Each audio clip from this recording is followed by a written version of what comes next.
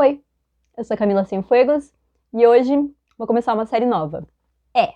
Outra série. Adoro séries. Dessa vez é sobre léxico.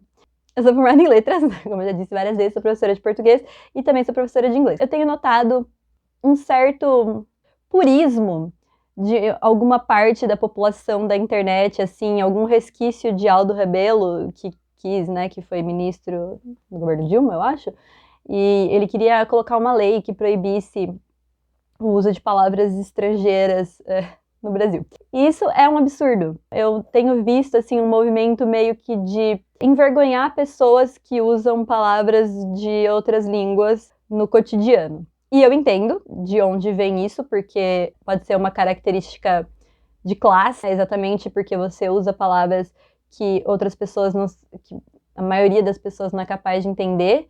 Pelo que eu sei de estatísticas, eu acho que só 3% da população brasileira fala inglês ou outra língua, porque a gente também não aprende o espanhol, que deveria ser, né? Já que estamos na América Latina, rodeados por países que falam espanhol, mas a gente não aprende. E, enfim, né? A educação está num ponto que mal o português está saindo. Mas a questão é que a língua é viva. É impossível pará-la, né? É impossível comportá-la numa caixa. A gramática, é óbvio, existe para isso. Mas quem é que usa a gramática, a norma, o tempo todo? Salva um. Nem juiz. Cônjuge, que seja morta pelo seu cônjuge. Nem presidente. Os inúmeros complexos. Calma lá. Os desafios são os inúmeros e complexos. Os inúmeros complexos neste grandioso Brasil. Não salva um. Ainda mais em português, que tem uma gramática tão cheia de nhenhenhês, né? O exemplo que eu amo dar de que a nossa gramática ela é pouco intuitiva, por exemplo, palavras como mão, leão e pão. São todas terminadas em ão, certo? Mas o plural de leão é leões, o plural de mão é mãos e o plural de pão é pães. Cada um tem um plural diferente. Por que que isso acontece? Porque a língua é viva e a nossa língua foi formada a partir da mistura de várias outras. Então, o português é uma língua neolatina. Isso significa que surgiu a partir do latim, que é uma língua hoje em dia morta, mas que deu origem a diversas outras. Então, português, espanhol, francês, romeno, italiano, todas essas línguas derivam do latim. Ok. O português foi a última, né, a última flor do lastro, a última língua neolatina a se assentar e ficou ali na Península Ibérica, em Portugal, sofrendo constante influência dos mouros. Então, várias palavras do português são de influência árabe, especialmente as começadas em al, já que al é o artigo, Alcorão, o Corão. Então, palavras como algodão, alface, cate, são palavras de origem árabe. Ok. Quando veio para o Brasil, aí virou a loucura mesmo, porque era o português de Portugal, que já vinha com suas misturas ali, com várias influências dos árabes, dos espanhóis, dos países ao redor, do próprio latim. E aí o latim também era dividido em dois, né? Tinha o latim vulgar e o latim, uma mistura. Chegou aqui, misturou com o tupi e com a língua dos indígenas, que já estavam aqui. Os portugueses eles precisavam aprender as línguas. O padre Anchieta, que tinha a ideia de catequizar os índios, escrevia peças de teatro moralizantes, didáticas, em tupi, para que os índios entendessem, para garantir que eles entendessem. Eles não entenderam nada, né? Só aconteceu uma aculturação do povo indígena, enfim. Depois vieram os escravos, com suas próprias palavras. A gente tem a onda de imigração italiana. Depois os galicismos, porque a França era o país de... Parler le français, c'est très chic. Era visto como Nossa Senhora. Então, tem um monte de palavra nossa que vem do francês. Por exemplo, chofer, que pra gente é tipo uma coisa chique, não tem motorista, tem chofer. O pobre vai pegar o ônibus, tá o motorista lá, né? O rico vai com o chofer, mas é tudo motorista. Marmita. Marmita é um tipo de panela do francês. Sutiã é um verbo, fica sustentar. A peça íntima que a gente usa aqui, né? algumas mulheres usam, é soutien-gorge, que é, tipo, sustentar a garganta, alguma coisa, os franceses são estranhos.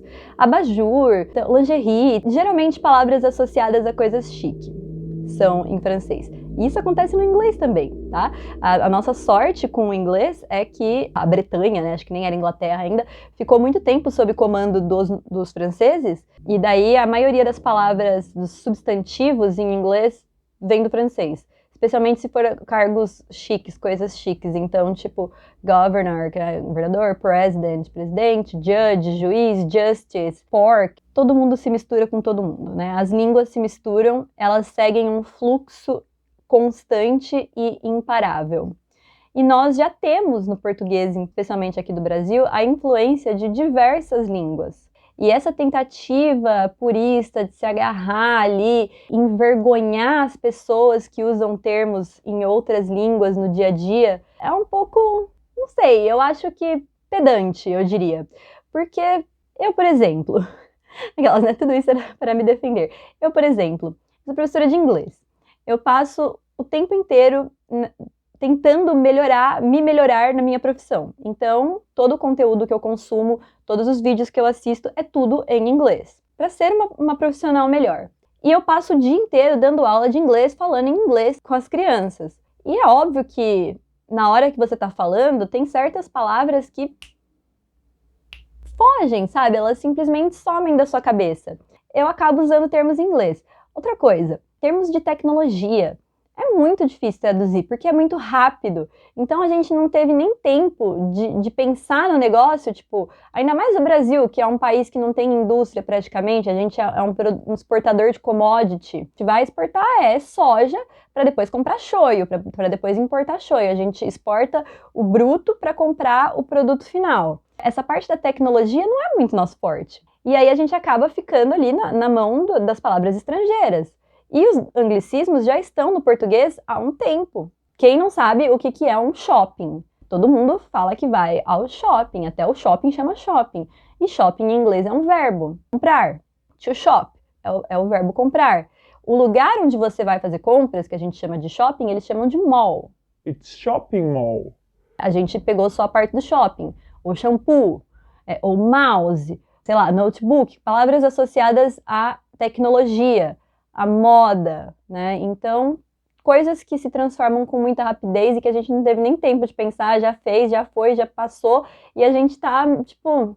E às vezes a gente fica meio perdido com os termos. Eu vejo alguns termos, assim, que pra mim já estão bem naturais e comum, sei lá, pra minha mãe ou pro André não estão. Outro dia eu falei de ASMR pro André, ASMR em português, e ele não sabia o que era.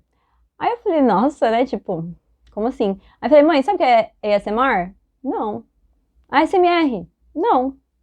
Eu falei, tá.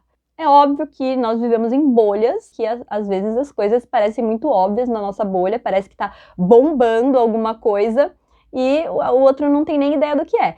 Eu, por exemplo, não entendo TikTok. Eu não consigo entender, meu cérebro não entende, não processa, sabe? Já endureceu essa parte. Você sabia que prender aves é crime? É crime. Então libera essa sua periquita aí, sua bandida. O meu amigo vive falando, você tem que fazer TikTok, você tem que fazer TikTok. Eu falo, gente, mas primeiro que eu não entendo o que é pra fazer no TikTok. E segundo que eu não consigo nem assistir. Como é que eu vou criar conteúdo? Como é que eu vou fazer um vídeo de 1 minuto se eu gastei 11 só pra fazer a abertura desse vídeo, que nem era o que eu queria falar? Não consigo nem falar oi. Nossa senhora, não dá. Desculpa, não consigo, não entendo, não é a minha realidade. Mas tudo bem, existe lugar pra todo mundo na internet. E aí, baseado nisso, eu resolvi criar uma série falando sobre léxico. Eu vou pegar termos, palavras que estejam aí na moda e vou explicar o que significa, porque eu sei como é se sentir de fora. Falando por experiência própria, a primeira vez que eu apliquei uma prova na minha carreira como professora, tipo, foi meu primeiro emprego, minha primeira prova. Depois que acabou a prova, a aluna veio e falou assim, ai professora, meteu o louco, hein? E eu fiquei assim, o que é isso? O que significa isso? É bom? Você gostou? Tava legal a prova? Arrasou? Não tinha ideia do que era meter o louco. Ainda não entendo muito bem o conceito. Acho que foi negativo, né? Acho que ela reclamou. Acho que foi uma reclamação. Mas enfim, a vida é uma troca. Qualquer pessoa minimamente sã, especialmente se for professor, sabe que todo mundo tem algo para ensinar e todo mundo tem algo para aprender, que ninguém tá pronto e que a gente sempre tem alguma coisa nova aí para descobrir, que a gente faça essa experiência de troca. Eu aprendo muito com os meus alunos. Acorda Pedrinho. Vocês acham que eu ia saber o que era Acorda Pedrinho se não fosse a minha aluna vindo? Teacher, veja se você consegue repetir. Acorda Pedrinho que hoje tem campeonato. E cantou a letra inteira lá parada na minha frente. Eu fiquei assim... até o chocolate acho que eu tava conseguindo, mas agora eu não consigo mais. Então, é óbvio que eu aprendo muito com eles, eu espero que eles aprendam muito comigo também. Eu vou encerrar esse vídeo aqui, vou fazer o outro direto, só para não ficar muito longo e não ficar com uma introdução muito grande, então esse fica de introdução para a nova série sobre léxico. Um beijo e até daqui a pouco. Tchau!